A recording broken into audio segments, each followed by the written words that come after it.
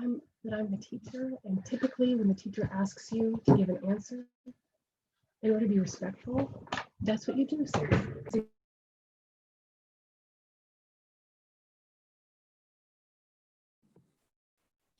Okay, it's 10 o'clock. I know Valor can't get here quite at 10, and Max would have let you in earlier if I had had my volume high enough, apparently, to where I could hear the little alert. So, oh well. Let's see, I'm recording here. Let me go ahead and share my screen real quick, so we can dive into this, because we've got a lot to get to today, no more than usual for chapter 6, really. It's all every day, every lesson is kind of intense, but top of the board here, we're going to finish up 6.4 because there was some stuff that is more advanced in 6.4 that we didn't get to last time, and that's fine. That's great. It was good to stop right where we did so that you guys had a chance to practice the normal methods that 6.4 was teaching. So from last time, we did learn these formulas. Okay, and these were, I was calling them optional formulas for the most part, with one exception.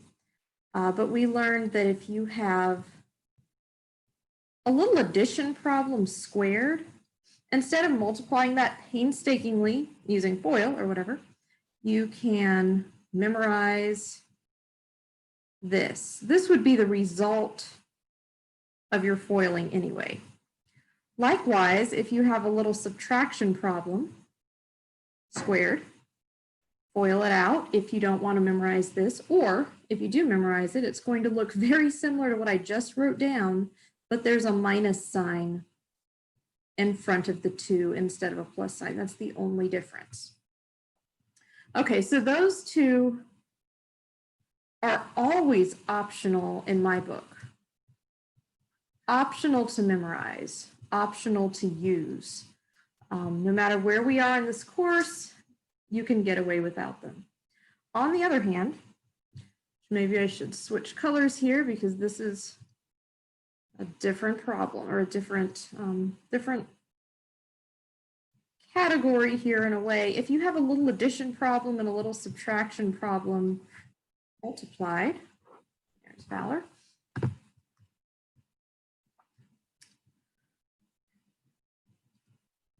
It's a really nice formula. It's probably any of them. Thankfully, it's the easiest one to memorize. So I'm going to say it's optional now, but important and non-optional as a result. And now I'm completely blanking on what, I think it was 6.7. Yeah.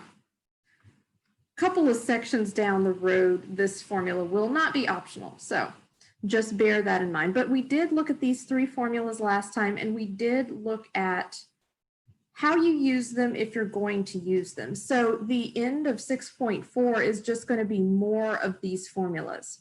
It's just, okay, let's say that you're going to use them in 6.4.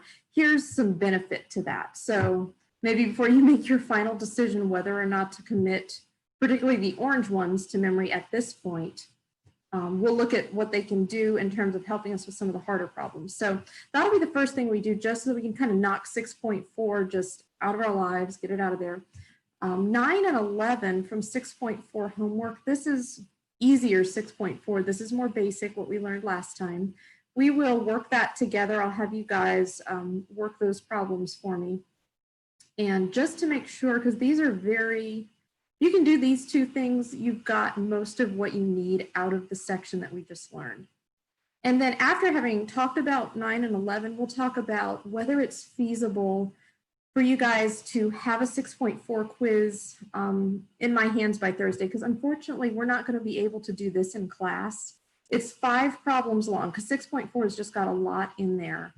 And there's really not a good way that I can make it shorter, because I want to make sure that you can really do 6.4 well. So this is something you will have to work on your own time. And basically, I just want to see, is Thursday feasible or do we need to extend that? And then finally, with any remaining time, we do need to start 6.5, which is about I would say a 2-part section. And the part that we'll be interested is called factoring out the GCF. We'll talk way more about that at the end, what that actually means. So a lot going on today.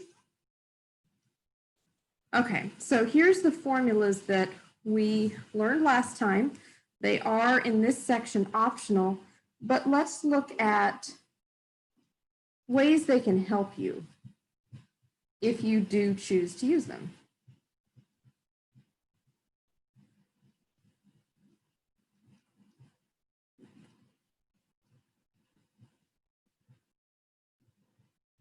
And when I say they can help you, don't get your hopes up too high, because these are advanced problems and they're going to be advanced no matter what we do. They're going to be difficult no matter what we do. But depending the way your mind works, it might take a little bit of the edge off to use these formulas for some of these advanced problems. So I'm going to dive right in here with practice problem 9 on page 318. And we'll talk a little bit about, let's say you are adamantly opposed to using these formulas in 6.4 and you feel like your brain is kind of hitting max volume already and you don't want to, overload it. Okay, let's talk about what you would do if that's the case. Let's say you haven't committed these to memory. Let's say that even looking at them just makes you feel like you're going to go crazy. What would you do?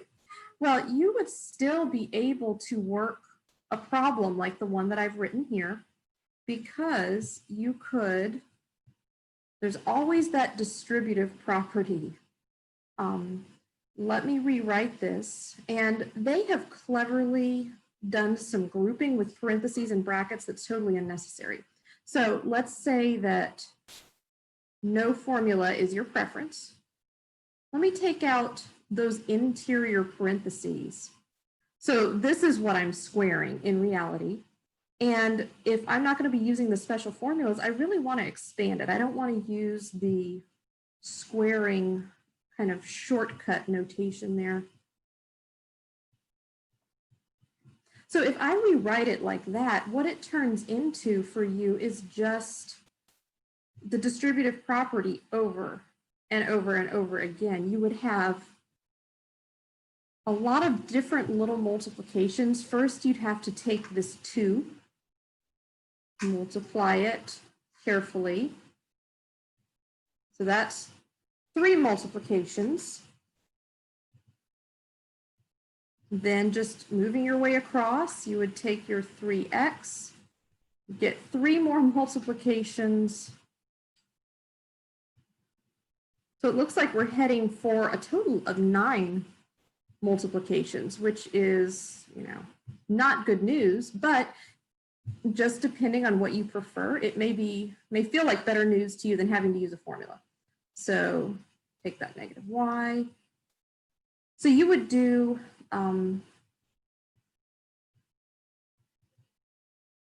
9 separate multiplications just using the distributive property. By the end of it, you would be really, really good at the distributive property. And then, of course, no matter what we do, formula or not, we always have to clean up at the end. And the distributive property cleaning up at the end means adding like terms. The formula cleaning up at the end, usually less in terms of like terms. The formula takes care of more of that. But you could do it this way. What I'm going to do is apply what the book really wants me to do. And that's treating 2 as my A. And this little subtraction problem here, this whole thing, the reason they grouped it in its own set of parentheses is so that I can treat it as B. So A plus B squared is what they're after. Okay, so really, remembering that A plus B squared by the formula was A squared plus 2AB plus b squared, we're just going to carefully tuck the different pieces of our original problem into that formula. Now the formula won't get us to the bitter end. It will just get us, maybe a few steps farther than we would have been at this point had we avoided the formula. So a squared. So if a is 2, then a squared, and I'm not skipping any steps here, it's 2 squared. You can see eventually that's going to be 4. 2 times a times b is 2 times, well, I could use parentheses here to be consistent with what I'm about to do. 2 times another 2, because a itself was 2, times b, which is this subtraction problem, plus b squared. Okay. And of course, then simplify, because we are nowhere near the end of this problem. All right, so the first 2/3, I would say, of what we've just written down is not terrible to simplify. 2 squared, of course, is 4, like I just mentioned. And I actually have another 4 right here, 2 times 2. And I'm not going to go too far with this middle term because I will need to handle that 4 times 3x minus y in a minute. There's more distribution needed there. And then this, interestingly, because we are in the middle of a giant a plus b squared problem, notice that they have, just for extra fun, thrown an a minus b squared problem in there for us as well. So that I'm going to leave as long as I possibly can, because we've kind of got a's and b's on top of a's and b's. So we will handle that last term when we have handled literally everything else we can. So just bear in mind, another formula is coming our way in a minute. Okay, so the 4 that is the first term here, that can just be carried down. Very simple distribution here with the other 4. So 4 times 3x, and then 4 times negative y.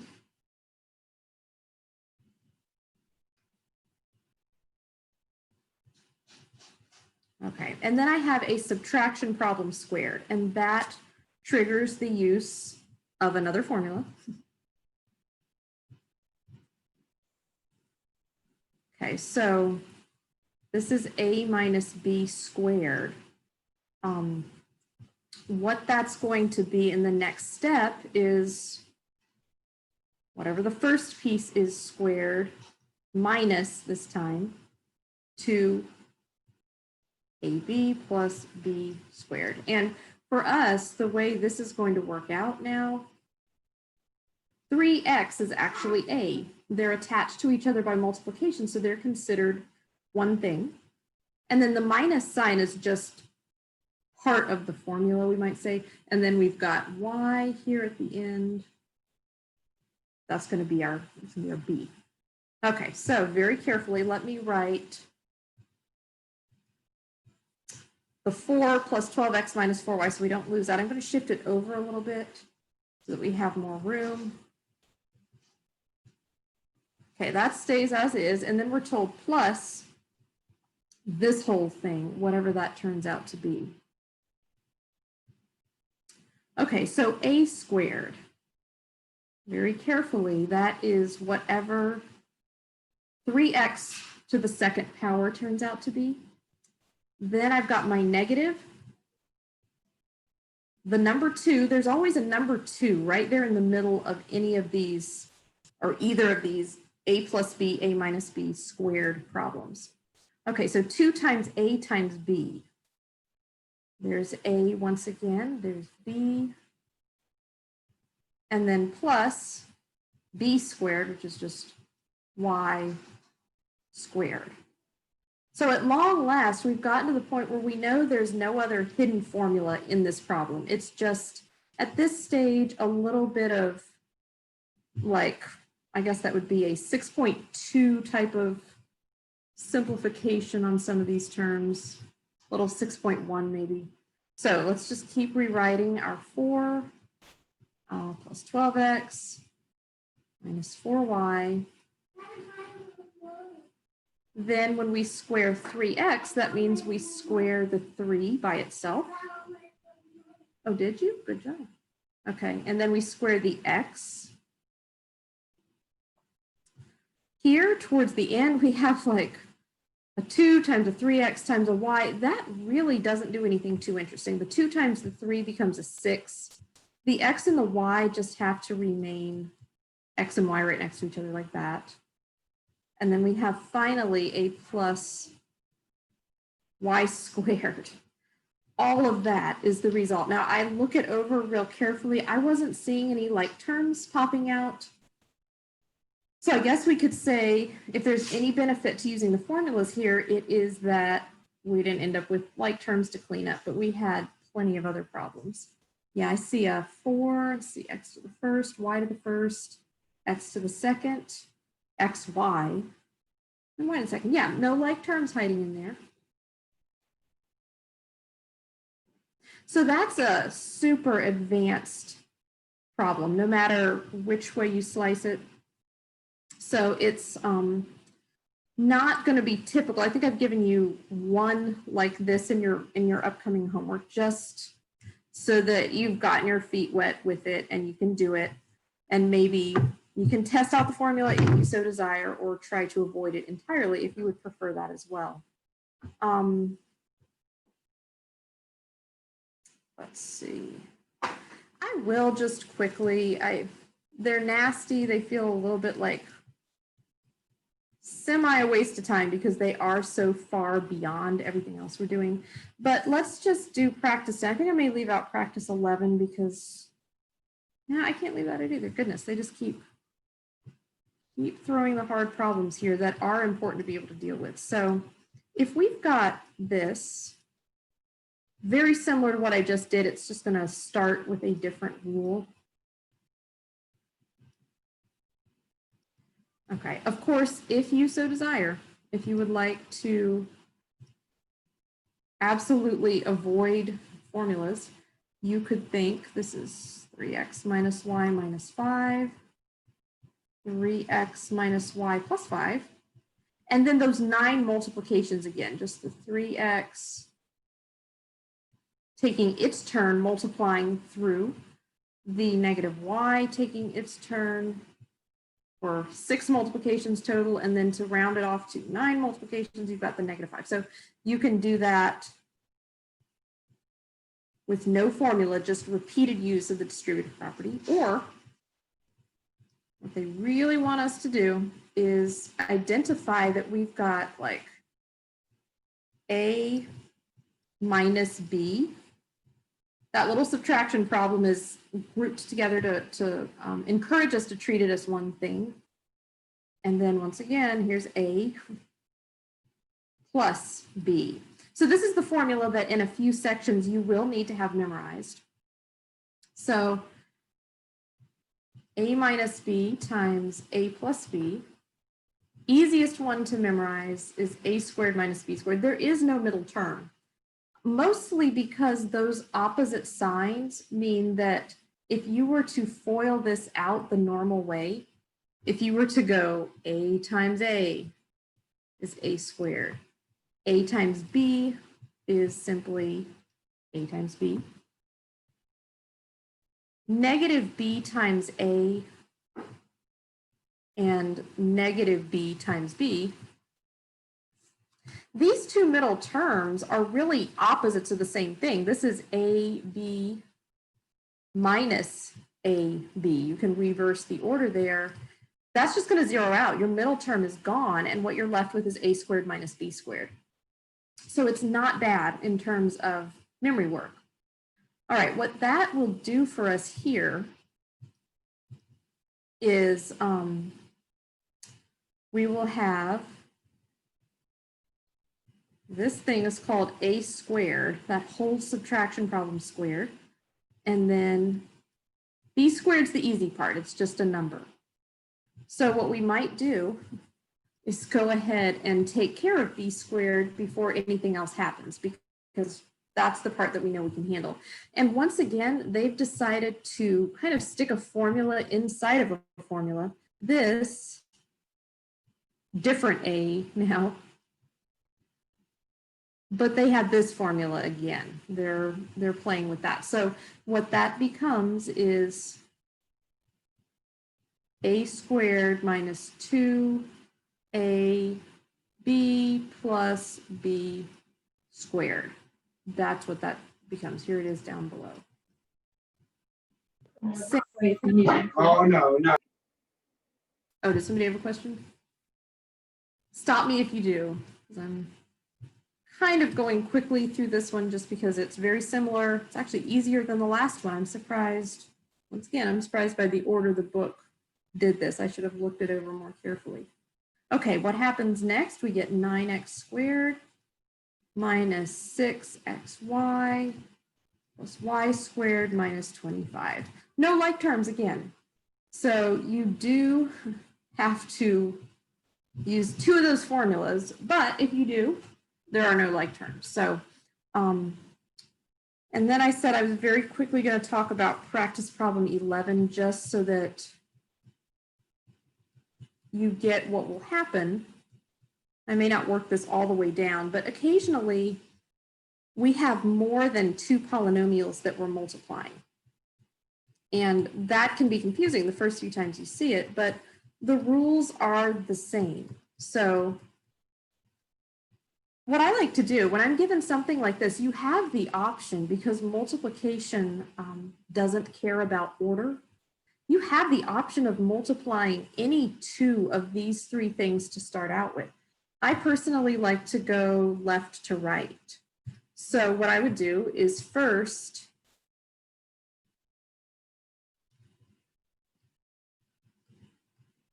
figure out what the result of this multiplication is. And the book, again, it's back at the end of the section for a reason. They want us to identify that as a plus b, a minus b type of scenario. So if you get that and you end up with an a squared minus b squared, which would be 4 squared, turn into a 16, what's going to happen to you is that you do eventually whittle the problem down to two things. You started with three things, combined a couple of them by multiplication. Now you've only got two left. And what the book would love for you to do is think of this as one of those. They love the formulas. They want you to be seeing that as an a minus b squared problem. If you don't want to do that, again, you can just painstakingly FOIL it out piece by piece.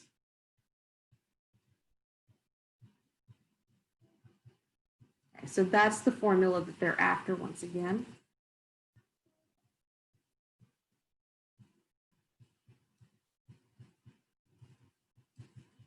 And as you apply the formula, it is a little bit weird here. I will go ahead and work this all the way out because we don't deal with things that are quite like this all that often.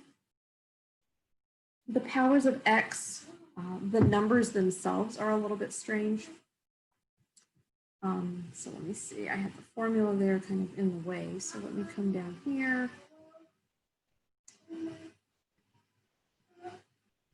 Fourth. All I did in the middle is the 2 times the 16. And then let me quickly check my memory on 16 squared. Yeah, that is 256.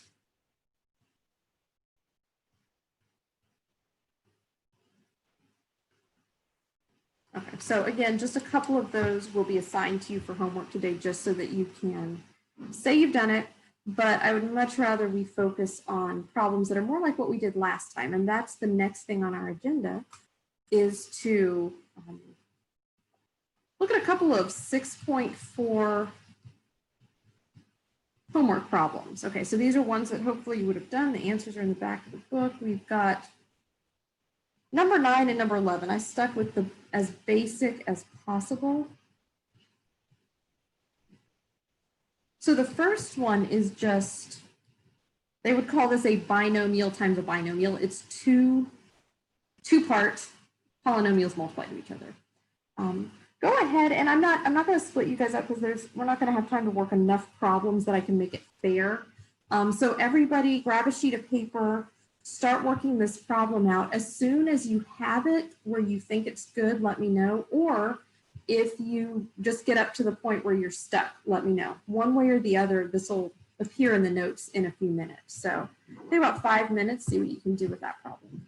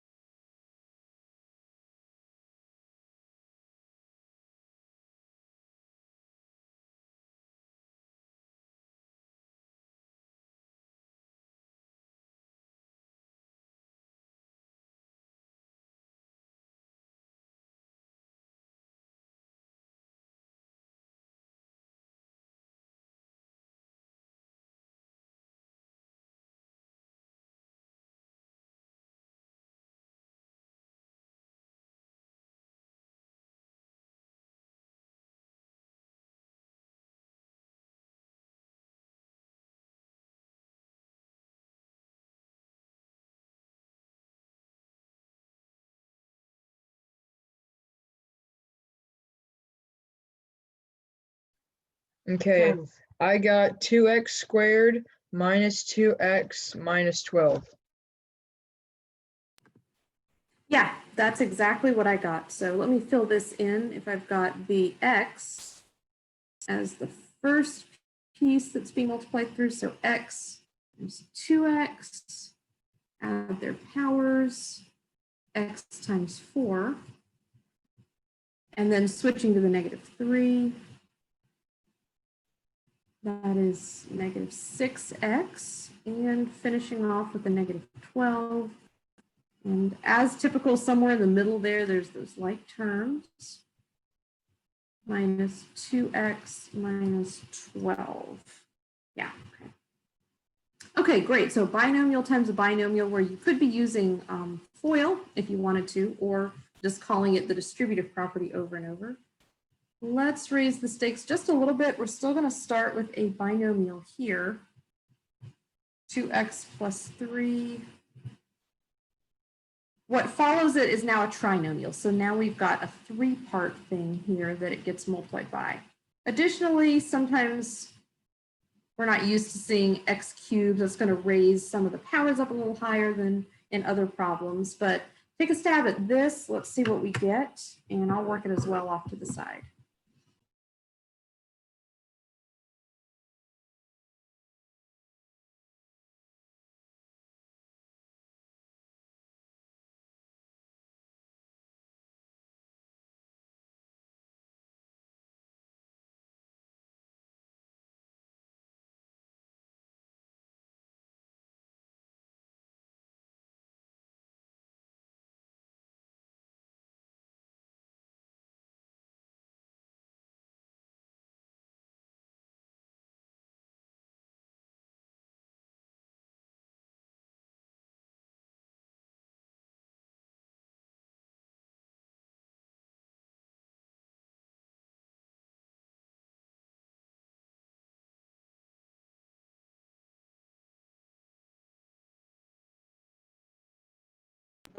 I think I have it.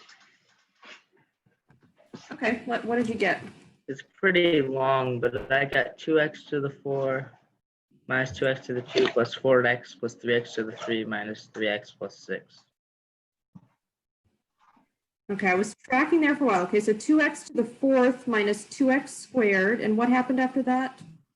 Plus 4x plus 3x to the third minus 3x plus 6, not 6. Okay, I've got most of that. It looks like you've got an extra. Did you ever have a 4x minus a 3x in there anywhere? I had 4x plus 3x to the third minus 3x. Okay, so the 4x and the negative 3x that are kind of separated there, those are like terms and they could come together to make a 1x. Oh, right. So that, I think if you did that, we would be like 90% there. Let me see if I can scroll this up here. And this is one of those problems where I'm going to come down to give myself room. Yep. There's just a lot going on. Okay, so there's my 2x to the fourth minus 2x squared plus 4x, and then the 3x cubed. This problem isn't a great one for showing what I'm about to show you, but we'll jump on it anyway. When you get to that 3 times negative x, you're going to have a negative 3x. Sometimes, just to avoid having a horizontal mess all across the paper, if I come across like terms while I'm multiplying, I'll go ahead and like stack them. And unfortunately in this problem, that was it. Everything else is a completely unique term. But a lot of times it helps. And there's my 1x. X cubed plus 6.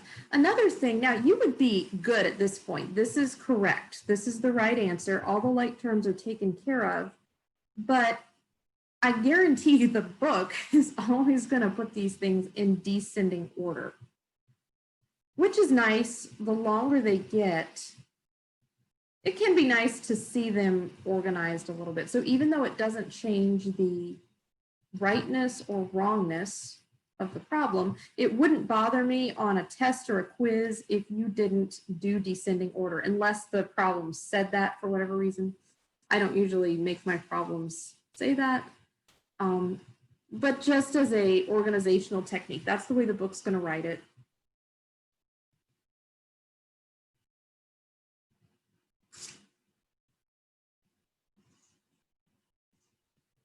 Okay, and that's about the extent of how hard I would probably make it on the quiz. I haven't picked the quiz problems yet, but I mostly want the quiz to just hit basic 6.4 because 6.4 runs off the rails pretty quickly. Let me see if there's a problem in here that shows, that demonstrates kind of what I was looking for with the organizational technique. I'm going to do this. This is number 12 because it's right there. And if I'm just like super lazy or I can't find any better problems, this could be on your quiz because it's a really good problem. Okay, so I'm going to just use this because I think this would come out a little bit better in terms of like the stacking that I was talking about. So if I start foiling, I get a times 3a squared. So there's my 3a cubed. I get a times negative a. And I get 5 times a. So far, that first round of multiplications, when you're just hitting that a over and over, you shouldn't really come up with like terms. So everything on this level should be unique. But when I turn my attention to the 2, and then I get like 2 times 3a squared, that's going to be a 6a squared, and I can stack it right underneath the negative a squared for purposes of simplification later. Then I get 2 times negative a, stack that, and then finally 2 times 5 plus 10. So usually the results of the first round of multiplication go on one level. The results of the second round go staggered, kind of offset so that they line up in terms of like terms. They go to the second level. If heaven forbid there was a third round of multiplications, I would stack those up like down there. So, and then what I do is just turn it into a nice addition problem and go left to right, column by column. Some of the columns just won't have anything else in them, so you just pull down whatever you see. But there in the middle, we get a couple of pairs of like terms that need cleaning up. Okay, so if you find yourself running out of paper space horizontally, or like your eye just can't take it all in, that's another way to handle like terms. I think I had shown you last time a method for handling like terms where I go through and I like, even though they're all out horizontally, I go through and maybe like squiggle, do the same type of squiggles under the like terms. That's another way. It's just, you know, whatever appeals to you. Because anytime we have a chance in these problems to kind of customize it to our own preferences, we want to jump on that because that doesn't happen all that often. All right, now that, so I'm talking about, okay, 6.4 quiz. Once again, 5 questions. And I'm going to say like, let me check how far I made you go in homework last time. Okay, so like 1, 3, 5, 7, 9, 11. That's 6 questions from the homework. So I'm going to be tailoring the quiz to the early part of the 6.4 homework. So once it got into the 20s, I'm not going to throw anything like that at you. So you tell me, is Thursday, does that sound good? If not, let me know and we can pick another day. Because again, I don't know what everybody's week is looking like. So what, Thursday, thumbs up or thumbs down for you guys? Okay, so Miss Savannah, Yeah. I'm on the cross country team, and the boys cross country team is going to Tallahassee for regionals meet, and I'm going to be Okay. gone Thursday, Friday, Saturday, and Sunday. Okay. And so if there's any way I could get it done, like if I could turn it in, yeah, maybe early. Early is always an option. Yeah, anytime I name a due date, if early is wonderful. Yeah, if you feel like you can get it done today or tomorrow, that's great with me. Sarah and Valor is Thursday. And by Thursday, I mean, I'm not even talking about class time. That can be Thursday evening. It can be all of Thursday if you need. Is Thursday good with you guys? Okay, good with Sarah. What about Valor? Yes, ma'am. Okay. Okay, yeah. Okay. I finally got a chat this time. That's awesome. I just saw Valor send a chat and I actually received it. Okay, Zoom is starting to work for me. Okay, we will make it Thursday or any point from now until Thursday. So I will, at the end of class today, I will make sure that when I state the homework, I will state the quiz as well, and then turn around and email it to you guys as well. I'll just very quickly pick the 5 problems because I'm liking what I see in the book, so I think it's safe to go ahead and do that. Okay, that takes care of that. And then in terms of knowing, Max, knowing that you will be kind of out of pocket for the next several days, I think that will probably affect, I will hold off on assigning a quiz or anything on Thursday. I know we'd said we'd probably be having to quiz after every class, but we don't want to do that if one of us is not around. So we'll just kind of pause on the quizzes for the rest of until, I guess that's next Tuesday. Okay, I think that accomplishes everything. I can't delay any longer.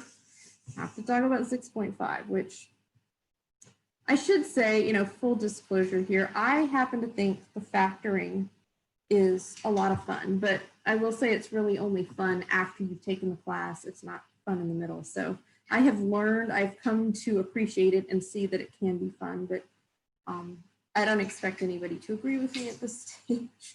Let me know if that changes. If you find it fun, that's great. So 6.5, let me just write out what it's all about. And I have an idea of where we're going to split this section between now and Thursday. Very simply, the first part is on what's called the greatest common factor. The second part is called factoring by grouping. And I'm pretty sure most of factoring by grouping will be left for Thursday's class. We'll see. Now, 6.5 represents a real turning point in chapter 6, and it's such a huge turning point that realistically, it almost feels like we need to switch chapters here. It almost feels like this should have been named chapter 7 from here on to the end of chapter 6. Because 6.4, or I should say chapter 6 in general, we started learning these exponent rules. And eventually we discovered that the reason we were learning them is so that we could handle doing math on polynomials. So we started off adding and subtracting polynomials once we knew what a polynomial was. Then we got around to multiplying polynomials. And I told you that they saved dividing polynomials as a chapter 7 topic. What they spend the rest of chapter 6 doing is basically unraveling everything that you learned about multiplying polynomials. So 6.5, let me see, definitely 6.6, 6.7, and I'm hoping, because I hit a review, I'm hoping that's it.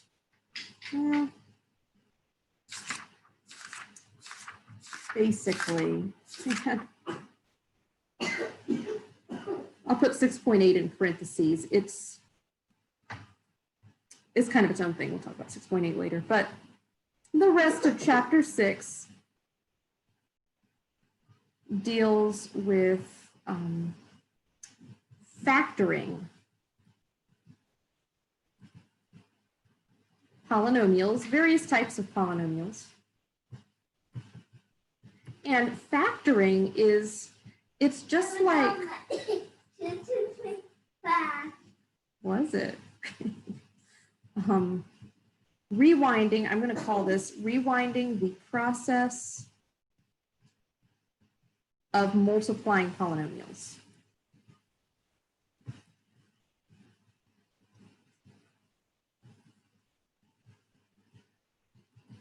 So we've learned how to do something like this. We will have been given like x minus 4 and x plus 2 or something.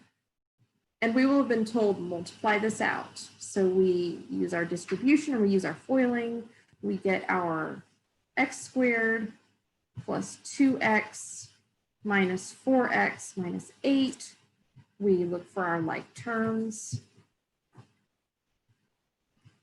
This is what we've been doing up to this point. Once we got past addition and subtraction, we turned our attention to stuff that looked like this. Now, we have to go the other way. We will actually be given eventually, not today, we're not quite that advanced yet, but we will be given the x squared minus 2x minus 8. We'll be given the answer, in a way, the result of a multiplication problem. And we'll be asked to break it down back into the two original things that were being multiplied to get it in the first place. And those things are called factors. So we will be asked to go all the way back and be able to say that originally this thing resulted from the multiplication of these two binomials. So it's really unfortunate that this stuff falls in the same chapter as everything else we've done, because on the test, just as fair warning, on the test, yes, you will be asked to multiply out polynomials like we've been doing. And then a few problems down the page, you will be asked to completely go in reverse order. So you're going to have to be really, really good on your feet in a way, able to shift gears in your mind pretty quickly. So we'll make sure we have lots of practice with this stuff. As a concept, this isn't too bad because it really is just the opposite of what you've been doing. The problem comes with the fact that there are so many different looking polynomials. So there's not just like one way of factoring.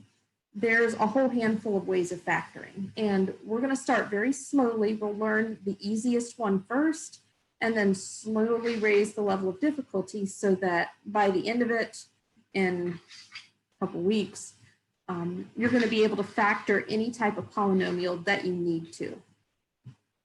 Okay, so a piece of terminology that we need, and I'm going to go ahead and link that to the easiest type of factoring.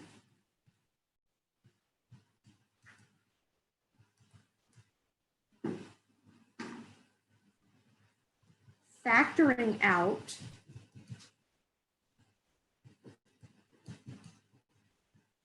what we're soon just going to call the GCF. So that's the greatest common factor. Okay, well, I've got the light on in there for you. You can take yourself, okay? And then come out and I'll turn on a few minutes. Factoring out the greatest common factor. So from here on out, this will just be called the GCF. So we need to be really good on identifying GCFs before we learn what to do with them.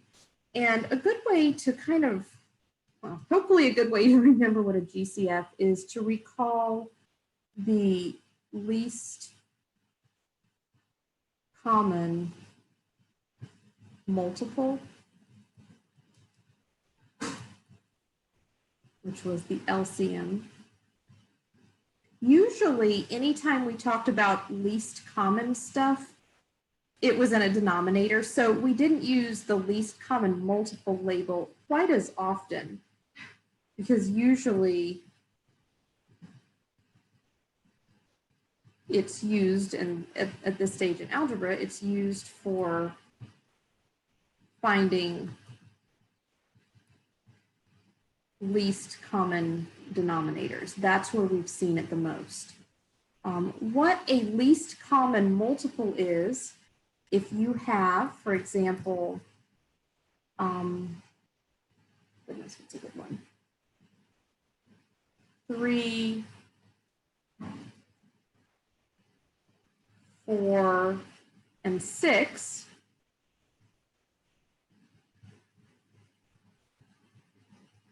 Three, 4, and 6, you are looking for something, a least common multiple. You're looking for a number that they can all fit into evenly by division. And that would be 12. 3 divides into 12, 4 divides into 12, exactly. And 6 divides into 12. So they all fit easily into 12.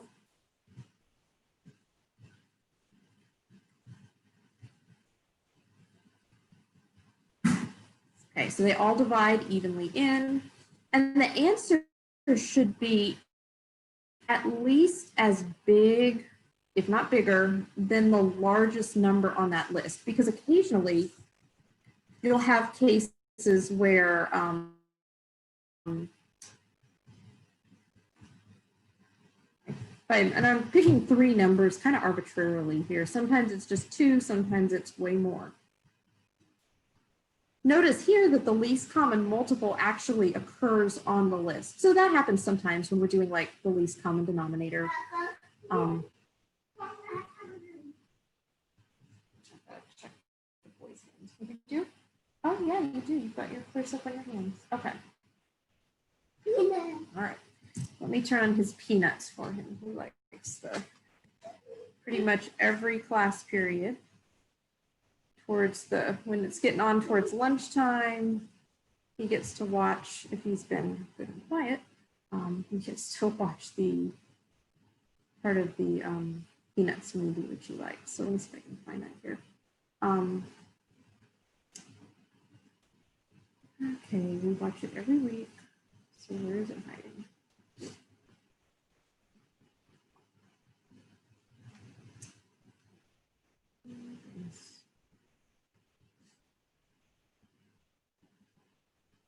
I'm gonna make me type it in like I've never seen it before.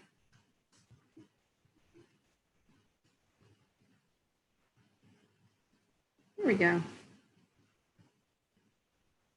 Okay, so that was the least common multiple or least common denominator.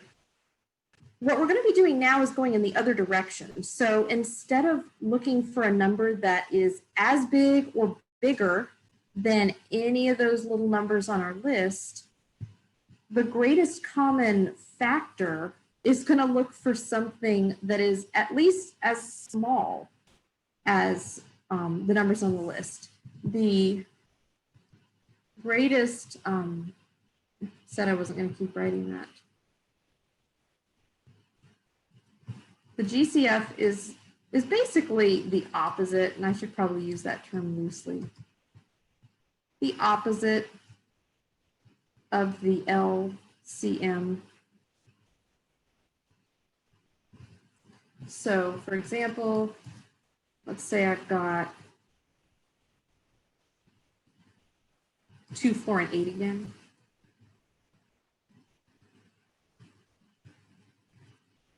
The GCF is the smallest number that will divide into everything on that list. So we're not looking for a number that's bigger that these guys fit into. We're looking for a number that's smaller. It fits into them.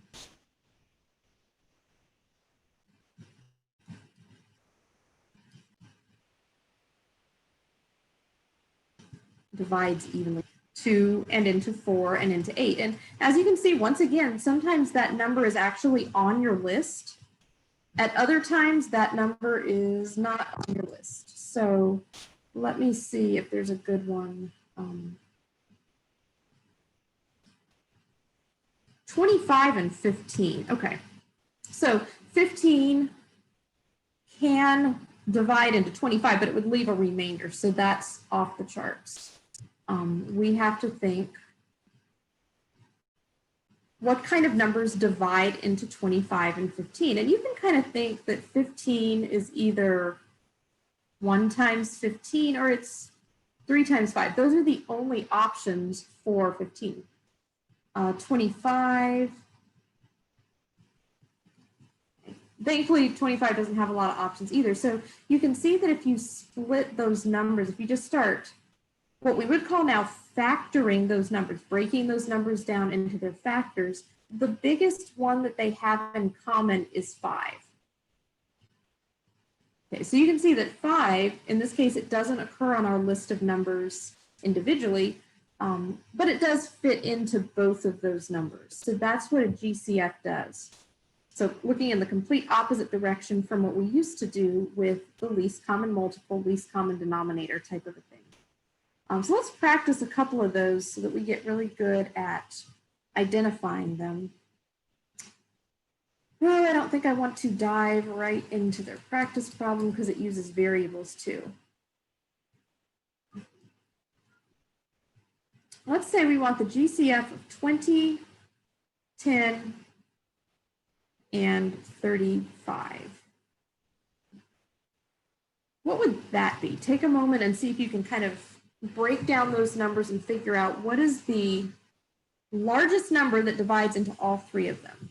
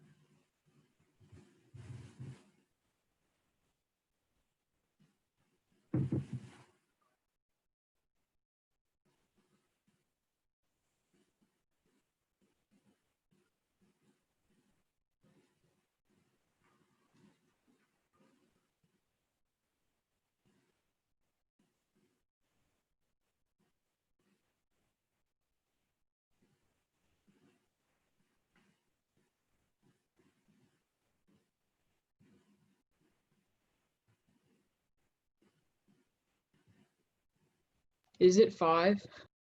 It sure is. Yeah, once again, just like the last problem, really. And a way to find that, let me take out what I just did.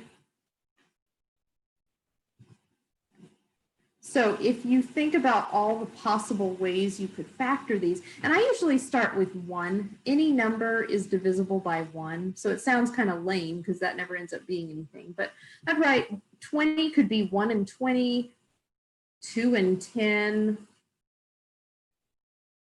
or 4 and 5, just to give me an idea of what numbers I'm dealing with. 10 itself is either 1 and 10 or 2 and 5. So there's that 5 popping up again. 35 is 1 and 35 or 5 and 7. So looking at what's common in those lists, well, of course, they've all got 1s in there. That doesn't matter. But it's the 5. They all can be divisible by 5. That's the biggest thing that they're all divisible by.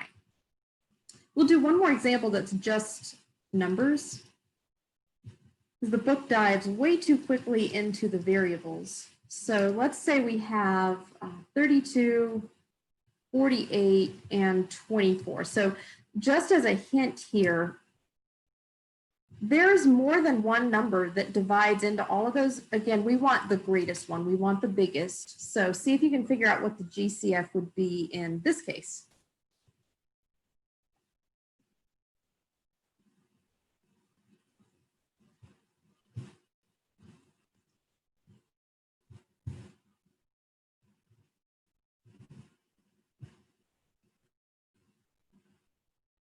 Is it 8? Yeah, it's 8. So I'll write that over here. And then, okay, so 32, there's the kind of meaningless 1 times 32, 2 times 16, 4 times 8. I know to quit on these lists, by the way, when you get to the point where the factors just repeat each other in the opposite order. So 48, we could do 1, we could do 2, just like before. That's what I was saying, where there's going to be some repetition here. We could even do 3.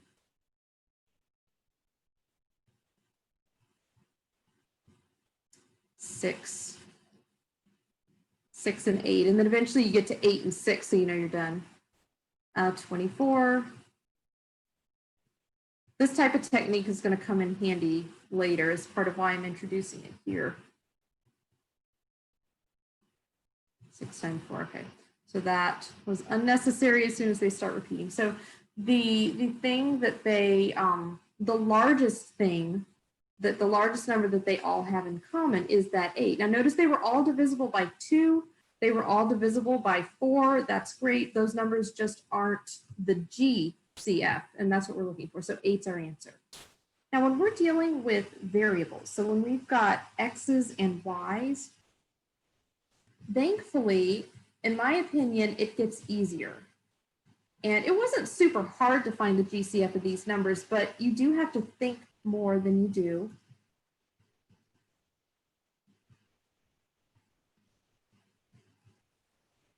With variables. With variables, so you've got here, x to the third, that's just saying you've got 3 x's in a row multiplied. X to the 17, you've got 17 of them, x to the 9. Well, any of these larger numbers, you basically just look to the smallest power of x on that list. That's your GCF. Because if you have 17 x's, you've definitely got 3 of them. If you have 9 x's, there's definitely 3 x's fitting inside of there. So that's all you've got to do is just find the smaller of all of your powers. It's maybe a little bit more interesting if, say, there are multiple letters.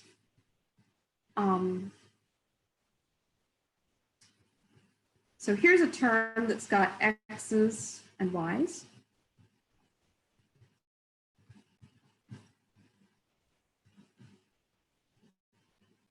What you have to do is basically just scan across this list and first of all, make sure that, like, if you're going to put X's in your greatest common factor, make sure that each and every term has X's. Sure enough, there's X's in the first term, X's in the second term, x's in the third term. And the smallest power of those x's is going to be x squared. So we know that our GCF will have at least an x squared in it. That's the x part. And then with the y's, make sure that every term has some power of y, and it does. The smallest power, meaning the power that would fit inside all the others, is y to the first. Because if you have 2 y's, then there's definitely a 1y included. If you have 3 y's, there's definitely a 1y included. So the GCF in a case like that would be x to the second, y to the first. So when you've got variables, you have to take it piece by piece by piece. And of course, we can't go too far without having to incorporate the numbers and the letters. So I kind of picked apart practice problem 1 without letting you know what I was doing. So I'm actually going to go, this is from like your homework section. I don't think this is one I actually assigned as homework. So we're going to use it here. So this is the first term. The 10, the x, the y, the z, those are all part of a term. And then you're going to have this term.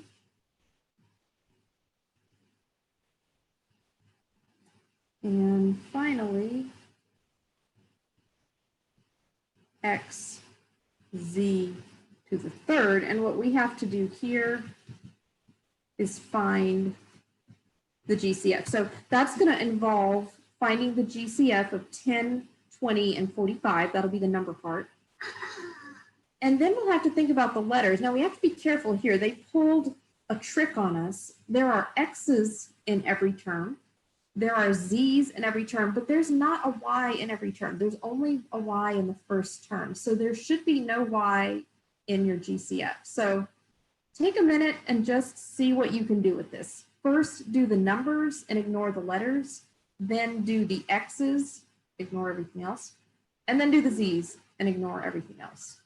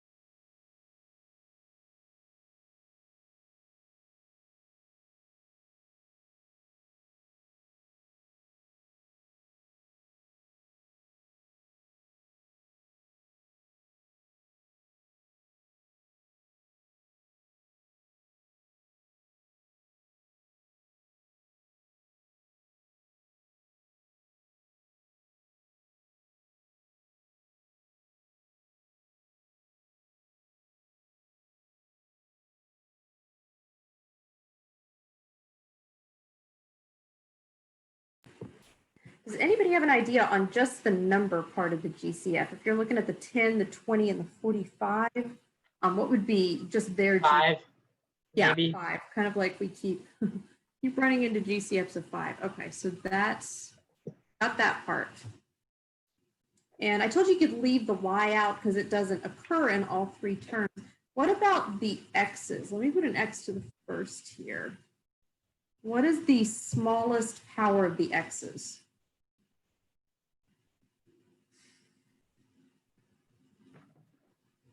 1. Yeah, so this part, x to the first, is an automatic member of your GCF. And then for the z's, you kind of, it looks like you've got a tie. You've got z to the third, z to the fifth, and z to the third again. Doesn't matter that z to the third is repeated. It just matters that 3 is the smallest power of z, no matter how many times it occurs. So that's going to be your GCF. In terms of actual math, you're probably doing more math when you find that 5 than you are with the x's and the z's, because with them, you're just looking for the smallest power of x. Okay, now that is all to get us just to the, barely even to the beginning of one of these GCF problems, because now what we're going to be told to do,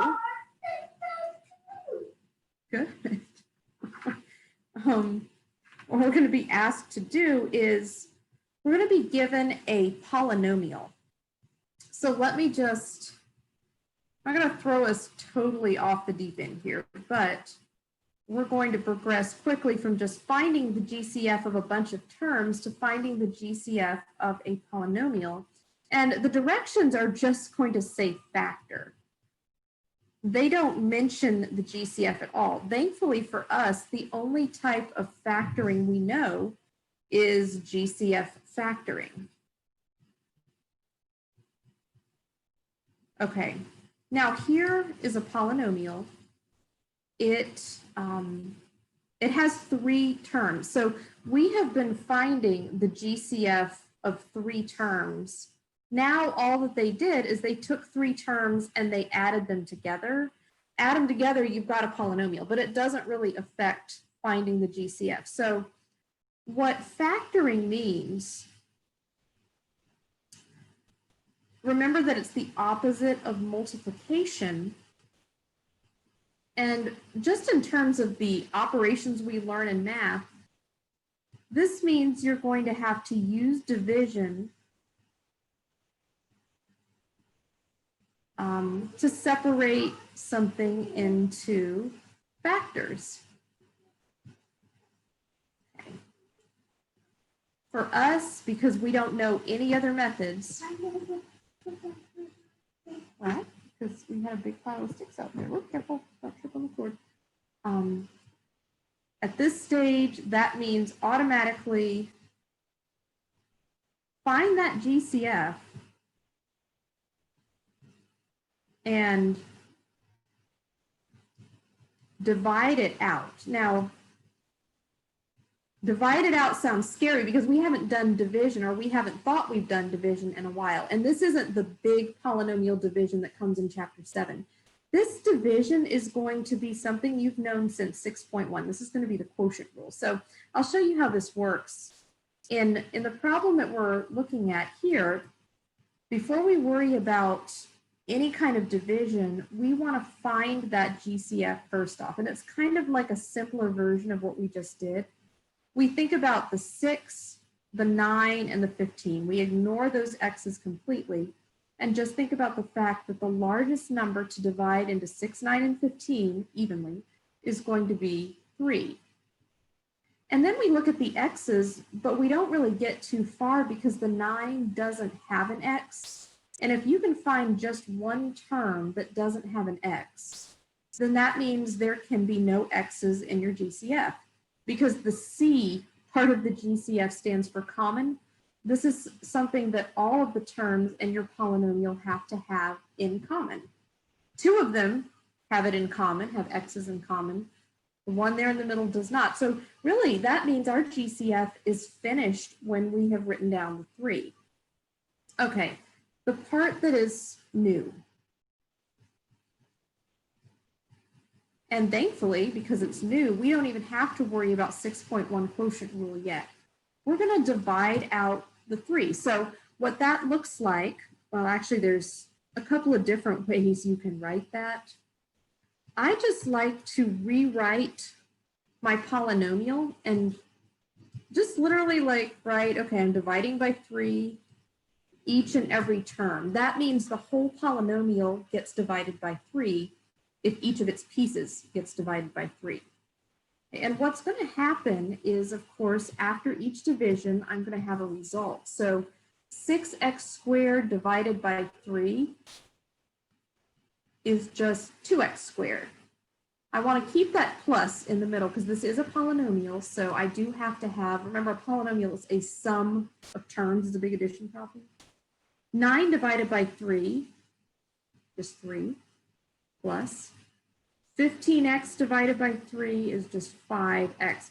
That's the result of dividing by 3. Now, what happened to the 3? Remember, I am dividing this out. It doesn't just vanish. What happens to it is it needs to sit out front of a set of parentheses like that. And notice what we have done is we have broken this polynomial down into 2 parts. The first part is the number 3. The second part is in what's in our parentheses here. Yeah, the green trash truck will come later. Okay, so this is our answer. And notice one benefit of what we're doing here. We can check. Okay, you can't get in Mama's lap right now, Matthew. You got to stay down for 10 more minutes, okay? Or a little bit longer. We can check by multiplying the 3 back in, because multiplying the 3 back in, that's the type of very easy polynomial division or polynomial multiplication that we learned in a previous section. It's just a monomial, basically the 3. It's a 1-part thing. We multiply it through. So you can always make sure that you did everything right.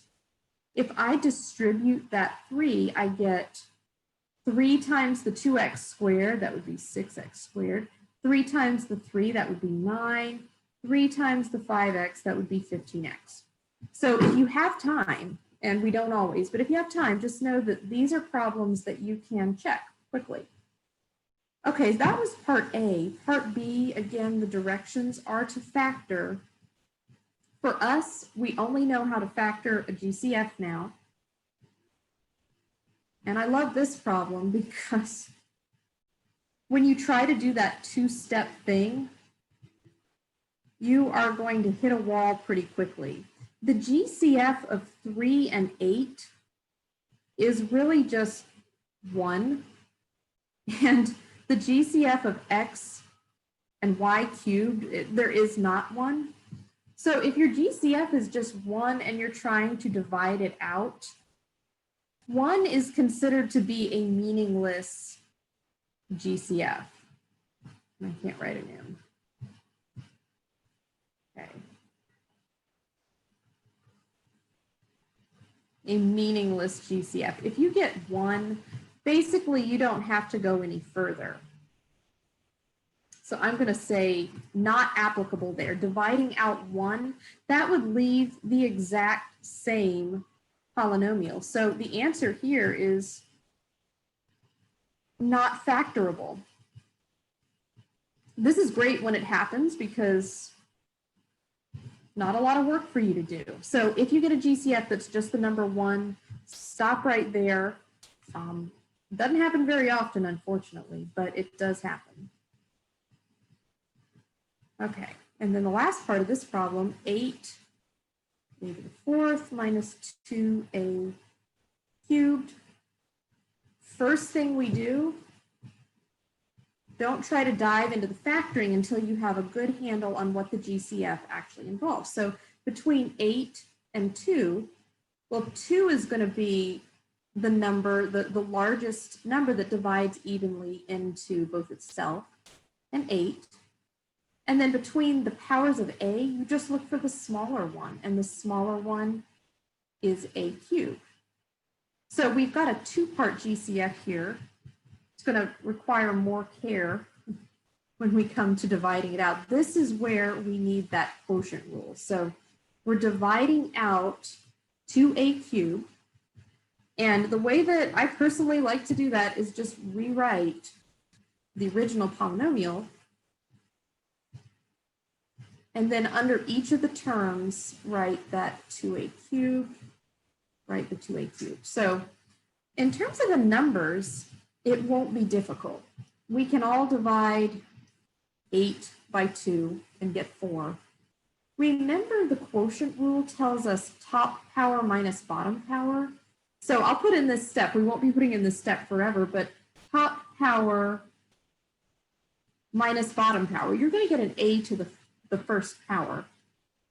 And then in the second term, if you divide 2 by 2, you're going to get 1, or you could think of them as just canceling. And then the a's, you can think of them canceling as well, or you can think of them top power minus bottom power. For consistency's sake, just because we haven't practiced the quotient rule in a while, I'm going to go ahead and do that. So 4a for the first minus 1a to the 0, 4a minus 1 itself. Now, all of this, remember that whatever you're dividing out will have to technically kind of hang out front while you're doing all of this simplification. We don't want to forget about it. We don't want to just lose our 2a cubed. The format of all of these answers should be the GCF out front times some leftovers, I usually call them, in the parentheses. And that's what you box in, but just for practice, right under that, go ahead and take that GCF, multiply it back through, and you'll be able to check that you get back your original polynomial. So in a nutshell, that is all that factoring is at this stage for us. I just want to kind of push through to a couple more of these because there's so many polynomials in the world. There's an unlimited supply. And every time they change out the letters, every time they throw in more terms or fewer terms, it's easy to feel like we've totally lost our bearings. Okay, so this is a good one. Just a two-part polynomial, but there's a lot going on. So the GCF is going to have three things in it. It's going to have a number part, it's going to have an X part, and a Y part. So the number part, I still maintain that's the worst part. We want the largest thing that divides into both 64 and 8. And thankfully for us, that's 8 itself. In terms of the X's and Y's, you just look for the smaller of the powers. So X's smallest power is 3, and Y's smallest power is kind of a no-brainer because Y never gets above 2 in either of the terms. So that's our GCF. So you find it first, then you divide it out.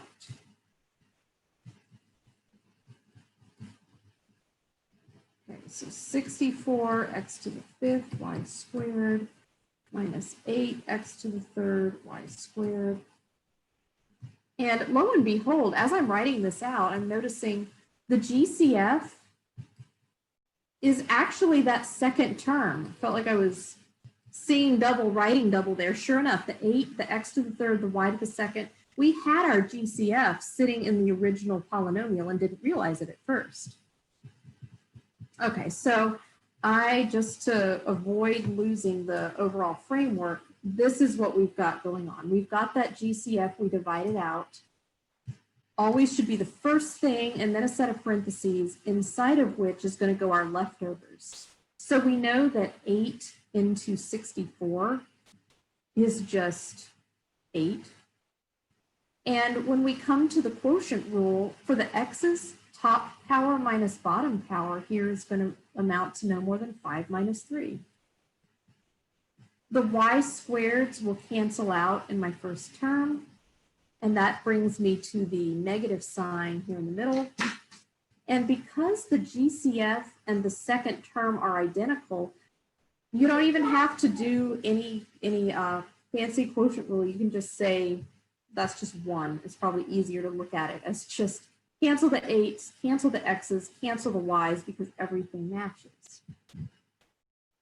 Okay, so I could write that maybe slightly smaller so it's not spread out all over the world. So GCF out front, leftovers inside.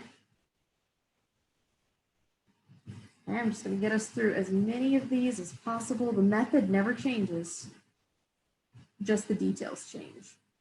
What did I say? Page 324.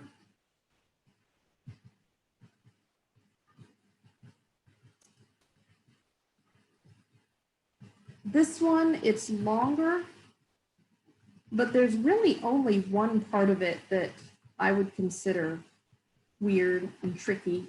And I'm just going to state this without really giving a reason because there's not a super good reason. This is just, it makes things look nicer. If your polynomial happens to be led by a negative,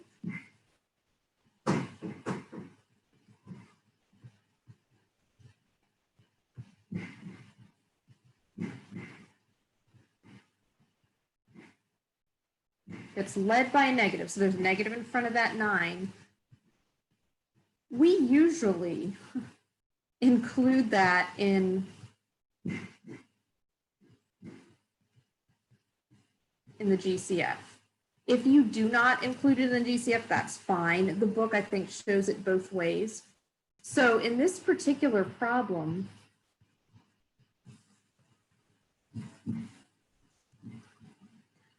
if I'm just looking at my numbers, between the 9, the 5, and the 7, they have nothing going on that they share in terms of factors except for the number 1. And remember I said that if all you get is a 1, then you stop there, but we're going to have some x's and y's. There's x's in all 3 parts. The smallest of those powers is x to the first. We're going to incorporate that. The y's, once again, they never get bigger or smaller than 2. We're going to make this GCF negative. Now, the reason this is a little weird is because if you think about it, a greatest common factor, a greatest should never be negative. It should always be positive, but it just makes our job maybe our final answer a little bit nicer. So let me very quickly divide out my negative x y squared. Okay, so the original polynomial was